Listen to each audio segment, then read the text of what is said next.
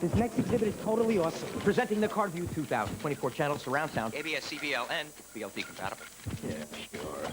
And what do we have here? Ah, good morning. Yes, that's what I call the VPP, the Virtually Perfect Pub. How cute. The Brits have discovered virtual reality just as it's virtually out of date. Ooh. Wow, what a piece of work. Whoa. Ah, sorry. Don't worry about it, mate. All right. Virtually perfect gentleman. Yes. England 5, Germany 0, Germany. I'm lost for words. You know, I bet they drink Carling Black Label on the house. It's brewed longer to taste stronger. 4.1%, no less. Well, I've got some pretty impressive statistics of my own.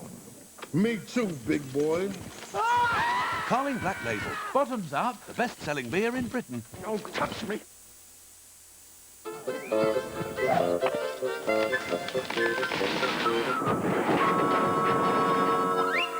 For car insurance that could save you up to £50 and will help sort out your claim as quickly as possible, call Guardian Direct free on 0800 282820. Guardian Direct.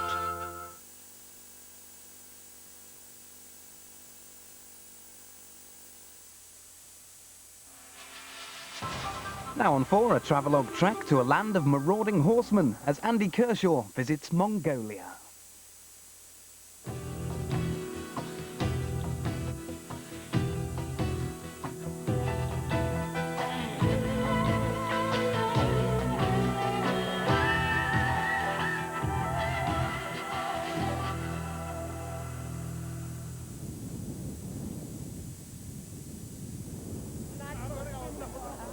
Not a lot of people live in Mongolia.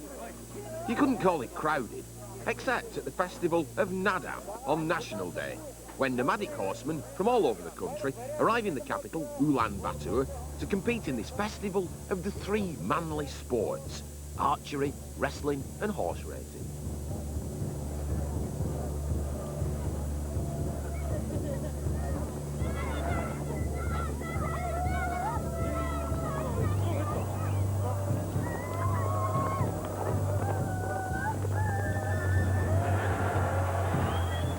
The Mongol hordes cross the finish line, about 500 runners and riders, after a race of 30 kilometres.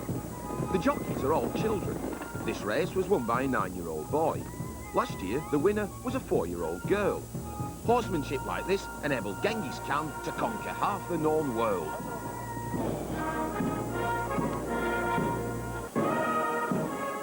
Genghis, who'd been out in the cold during the 70 years of communist rule, has been rehabilitated.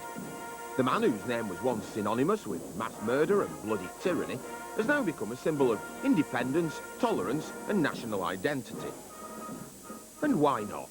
After all, there haven't been that many memorable Mongolians to make into heroes.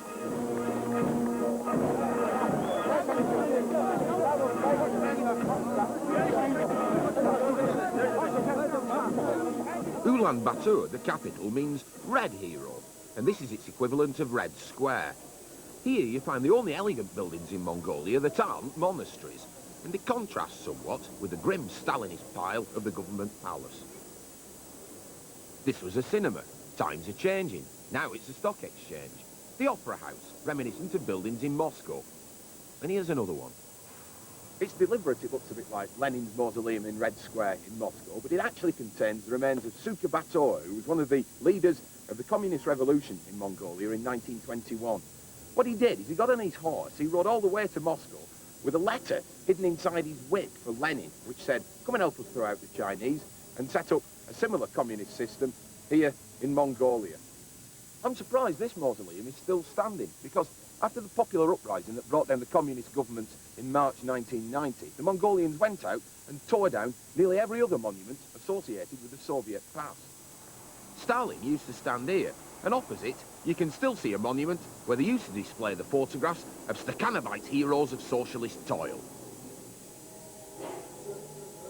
This would have been unthinkable, an exhibition of nationalist images, a sudden outpouring of anger about the years of communist repression. A mountain of skulls to form the face of Lenin.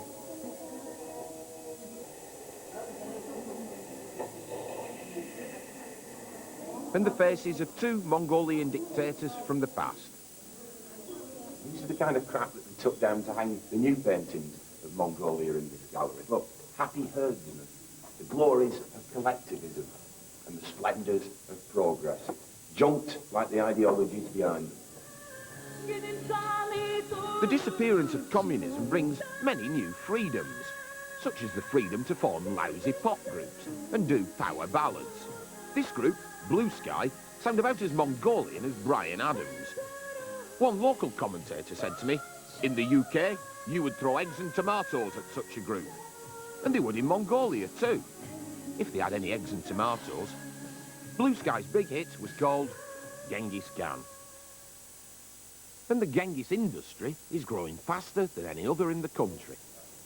So this man claims to be a direct descendant of Genghis Khan.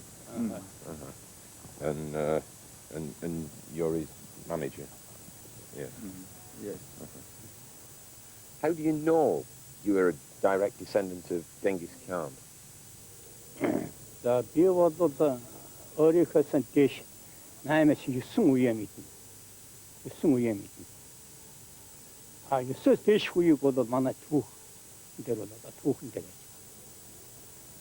байж. Тэгэхээр бол ингээд харин үдээж ирэх юм бол надад бас энэ талаараа зөвлөх бас удмын судар гэж байна. Тэр эдний нийлээд одоо би Чингисийн 32 ачнаа гэж юм. Ulaanbaatar looks a bit like Sheffield, that proximity of the rural to the industrial. The Mongolians are jolly proud of the power stations and point them out at every opportunity. For strategic reasons, the Soviets gave Mongolia aid and technology to build concrete apartment blocks, power stations, and concrete apartment blocks.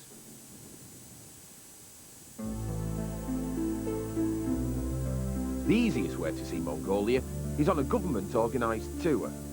The drawback is you only see the places they want you to see. But the advantage is that when the whole itinerary breaks down, if the bus doesn't, and the plane leaves without you, at least it's not your fault.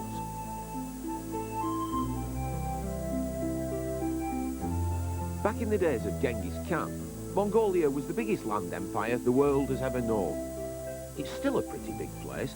To give you an idea, it's about 4 times the area of France, yet there's only 2 million people live here. There are, though, 26 million livestock. It's mountainous up in the north, steppe in the middle, and down here in the south, perhaps the feature of Mongolia which is best known to the outside world. This is the Gobi Deserts.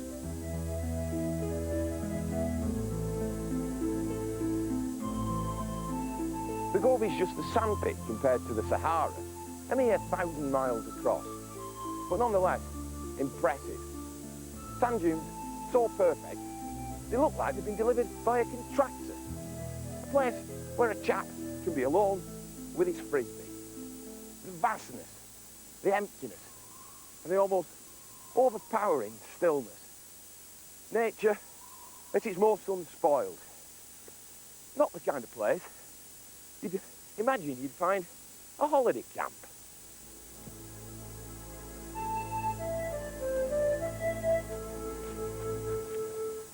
The Mongolian Tourist Authority, Dzogchen, has built this place in the middle of nowhere.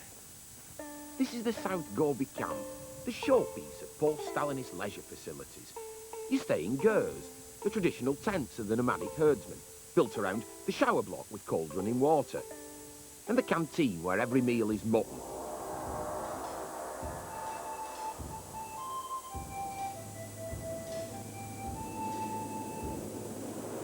There are hardly any roads in Mongolia.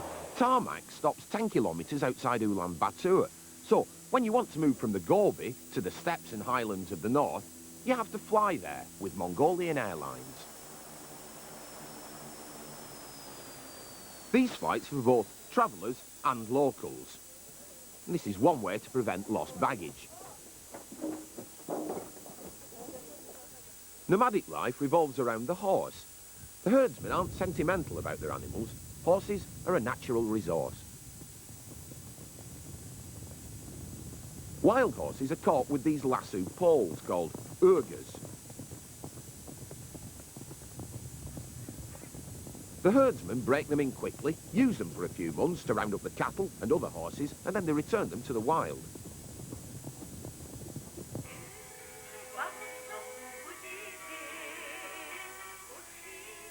The whole family lives in this ger, just 20 feet in diameter. Gers are cool in the summer and warm in the winter when the average temperature is minus 21 degrees centigrade. It's a tough life. They eat some meat during the winter months, and in the summer they survive almost entirely on Iraq, mare's milk, fermented in these leather vats. They also eat cheeses and curds, made from mare's milk or goat's milk. The diet makes a nonsense of Western cholesterol paranoia. The Mongolian drinks about a gallon of Iraq a day.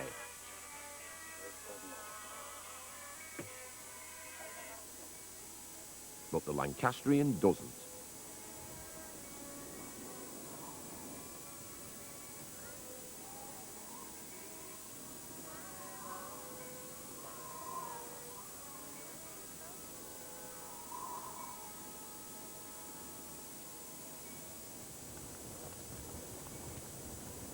This is one of Mongolia's main roads between Hirjut and Karakum.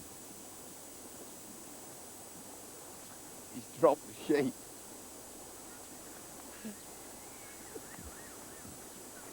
But as you can see, apart from a sheep on a horse, there's not a lot of traffic. No cars, no tourists, no pedestrians, just this tranquil immensity.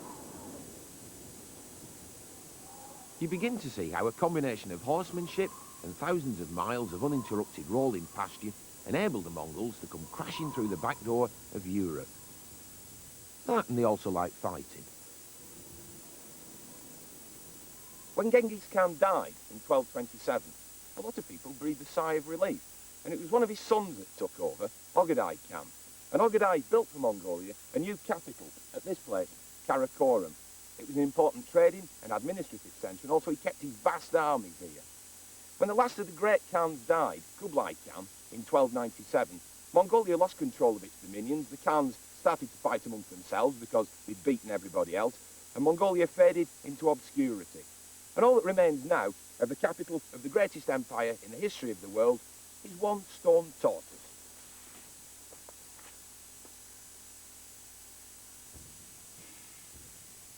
This relatively recent structure was built with bricks from Kublai Khan's original city.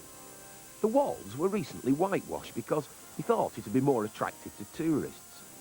Within the walls is the spiritual capital of Mongolia, the temples and monastery of Erden-Zu.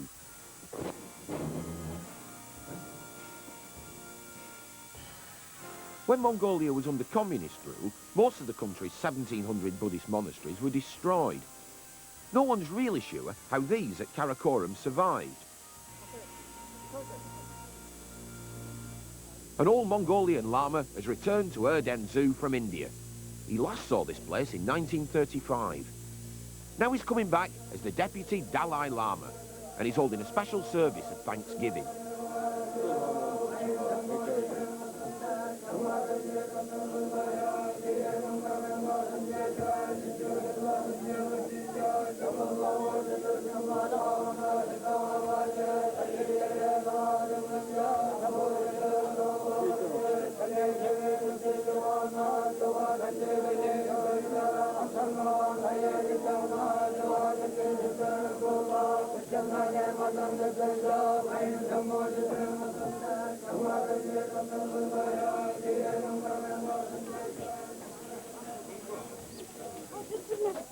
Just after the Buddhist service had just finished in the temple and the Lama went into his tent over there, I sat down to read something about this place and immediately got surrounded by trainee Lamas. Want to borrow this?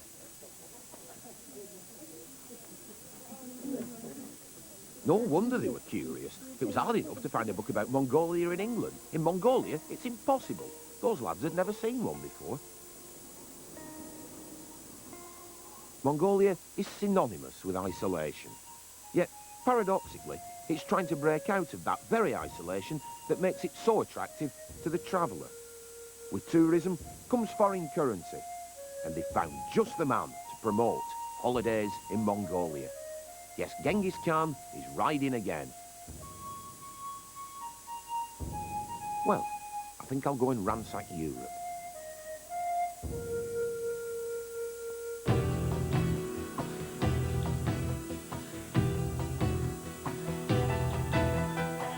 And next Sunday, Pete McCarthy discovers the beauty and ancient history of Zanzibar, and that's a bit earlier at 7:30.